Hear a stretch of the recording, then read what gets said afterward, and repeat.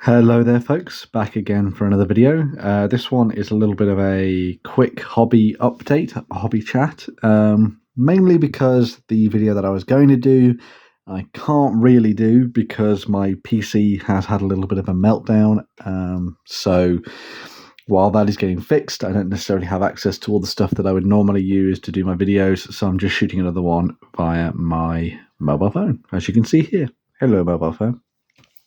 So I thought I'd just walk you through some of the bits and pieces that I've been doing recently so you can get a look at some of my hobby and sort of expand a little bit perhaps on what we have talked about last week and the week before. So over the last little while, obviously I've been diving a little bit more into the historical side of things, looking at painting up some more miniatures for that sphere of hobby influence.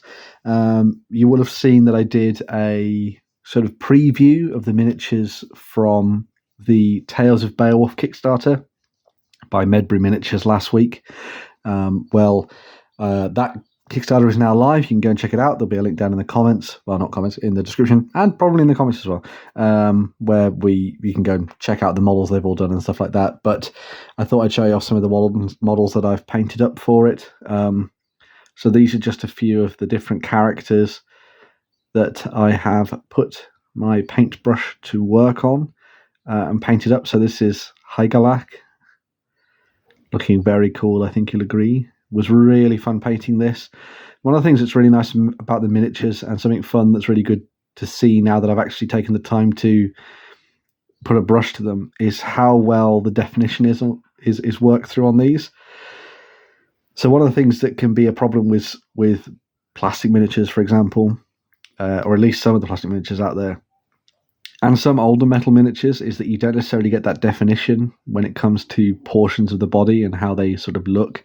But here you've got a really nice definition between what is cloak, what is trousers, boots, armor, and everything as well. And I think they come out really, really nicely. The helmets were really fun to work on. I wasn't sure that I quite like working on that kind of fine detail there, but with the help of washes and stuff as well, I think they actually came out really nicely. So that's Hygalak. We also have you have to bear with me if I'm pronouncing that wrong, by the way, sorry, but yeah. I've also got this chap who's the Hornblower. Really enjoyed working on him. I actually really liked working on the leggings and those straps there. I thought it was really cool. It's a really nice little touch. And I always love painting horns. There's something about horns that just goes down really well on a model, and I really like how that one came out. Very nice. And then the last of the three models that I've painted at the moment is King Beowulf there. So this is Beowulf as he would be fighting against the dragon later in his life, getting ready to give it that death blow that secures him a legendary status within the mythology and the histories of the Dark Ages, and also eventually becomes his doom. But there you go. Spoilers for Beowulf, I suppose. But yeah, old Beowulf, all painted up. And again, had a really nice time painting that one up. Really fun. I even had a little bit of fun painting the shield as well. I'd love to do like a dragon design or something, but I'm just not talented enough, so I just did a quartered design there with the red and white, which I think works quite nicely and kind of fits, I think, with the skeleton artwork that this is based on. But again, really nice fun working on those. There's a couple that I've got lined up to do later as well. So I've got these ones, which was the death of that other named character. So I've got all the characters ready for that. So they're all sprayed up. You can't really see the details on those, but you can see them in the preview that I did last week if you want to get a little bit more information on them. I've also got some Victrix stuff to do. So I've been working on some more of the Huskars that I'm going to be doing. So that's the dry brushing on that guy done. Got loads of shields. Most of these shields are for these guys, actually. So they'll be going on them. The shields are going to be really fascinating to work on, especially because they've got that kind of Anglo-Saxon feel to them, which is always good. And then I have a few more characters over here, actually. So let's see if I can grab these. So you will have seen, I think you will have seen this one that I did, which was one of the plastic models that I put together. But I did a few more. So you got that guy there. Sword and shield at the ready. And then I did a couple of extras. So I got this guy here. Looking a bit sad. It might have been because I've got a bit of glue in his face. But looking fairly cool. And I got that guy there as well. So yeah, a couple of miniatures to be getting on with for the Victrix side of things. I will get around to finishing those off. So I've got a little warband ready for playing Raven Feast. But I'm getting really obsessed with painting the metals that I've got here from Medbury at the moment. But really enjoying what they're doing. I also thought it'd be a fun chance to show off some of the terrain that I've been doing recently as well. So this is one of them. So this is the Viking Longhouse. Did some sort of green and yellow on there. I might go back over and dry brush this a brighter yellow, I think. But I think it's kind of good as kind of like that first pass. Just did like a muddy floor, to be honest, on the inside of that one. So that's the Viking house done, more or less. It'll be good enough for playing games on anyway. This is all in aid of some dude on YouTube, Sundancer's little campaign, little duel with me to get some terrain done for the tabletop. There's another one, just a timber house done up, again with the same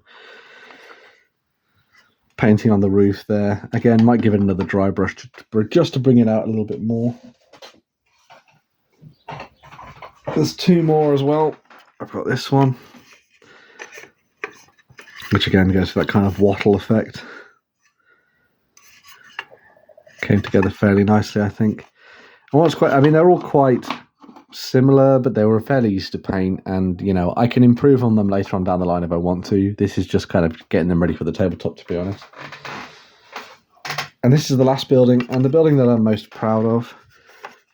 So I really liked working on this one. I think the white was really fun to do. I just used a sponge to do that, and then left that as it is, and just did washes on the on the timber beams and the exposed wattle and stuff. So yeah, a little bit of fun working on some buildings and stuff to go with my Dark Age board.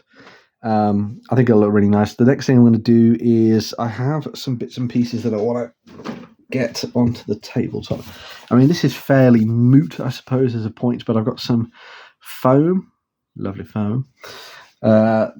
Necessarily need to see me showing off foam, I guess. I'm going to be working on some foam, and then I have a bag of trees that I'm going to be sticking into those to make some little copses, to create some little forests and woodlands for you to be fighting in. I'm thinking of maybe doing like 2 discs and then creating like a puddle base that'll act as that this is a forest, but here's to what represents it as trees kind of thing. And then you don't see the massive amount of fences that I've built, but I got some of the Renedra fences as well, and this is just a couple of them here. So that's one of the gates that you get. Again, very simple, just dry brushed and then a wash over the top, to be honest. We'll get a full fence, maybe. Here. There's a full fence. Basically done and dusted, with a little bit of grass on the bottom just for the little base. Stands up, and I think they work out quite nicely. It's little fences. The next thing I'm going to do with them, to be honest though, they need something to guard, so I'm going to use some of them to kind of fence off the houses. But then I'm also going to get some doormat from B&Q or B&M perhaps, just a small discount store or something, and cut them up into fields, so I can have some fields to plop around the board, maybe give a little bit of cover or some difficult terrain or something for people to be running through. And then with the 4 houses that I've got working on over there, all the fences and the fields, and then as soon as I can get those trees done, that's going to be the big one, I think. Getting those trees done will be the next big task. Once I've done that, I will have a reasonable I'd say about a 4x4 board, maybe 3x3 to be playing some games on. So yeah, not too bad.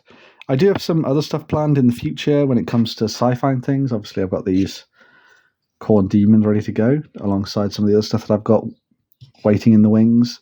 I have this old metal Bloodthirster that I was given, which is amazing, on that brand new base, as you can see, to match the big metal one. But going to be working on him as well in the near future to go with my Combat Patrol army, which I should be getting to play very, very soon. But yeah, a lot of my time has been spent diving into the Dark Ages and painting up some miniatures from the Medbury Kickstarter. So I'll make sure to link that down below so you can go and have a look at it. But this is just a really nice look, I think, of what the miniatures look like when they're all painted up and ready for use on the tabletop.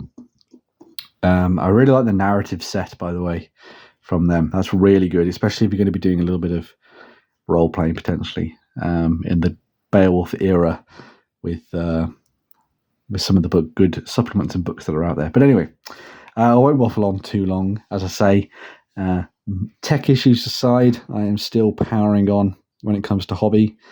A few bits and pieces done throughout this week, a few more to be doing as we move into the next one, and obviously more stuff for plotting out Raven Feast warbands and the like as well. Loads of terrain done. Hopefully I'll have a little bit more done of that before my pals come over to play some Combat Patrol on some Middle-earth, because I want to try and make like a little Rohan village. I already have loads of Middle-earth scenery already.